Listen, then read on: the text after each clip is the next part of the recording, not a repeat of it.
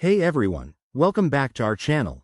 If you're driving a 2025 model car and dealing with that annoying dashboard flickering, you're not alone.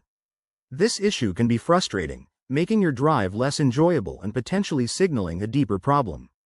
But don't worry, today, I'm going to walk you through a simple, step-by-step guide to fix it yourself.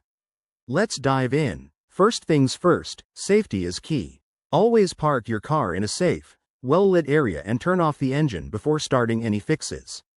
The most common causes of dashboard flickering in 2025 vehicles include loose wiring connections, outdated software, or even a drained battery. Start by checking your car's battery.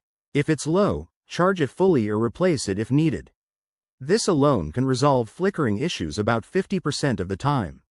Next, inspect the wiring under the dashboard. Gently remove any panels using a screwdriver.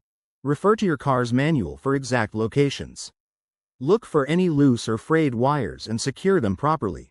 If you're not comfortable with this, consider taking it to a professional. Now, for software-related problems, update your car's infotainment system. Most 2025 models allow you to do this via the USB port or wirelessly through the manufacturer's app. Follow the on-screen prompts to download and install the latest updates. This step has fixed flickering for many users by addressing glitches in the dashboard software. If the problem persists, try resetting the dashboard system. Hold down the power button for 10 seconds while the car is off, then restart it.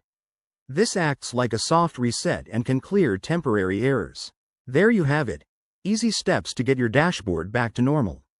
Remember, if these don't work, it's best to consult a mechanic to avoid any bigger issues. Thanks for watching. If this helped, give this video a thumbs up and subscribe for more car tips. See you next time.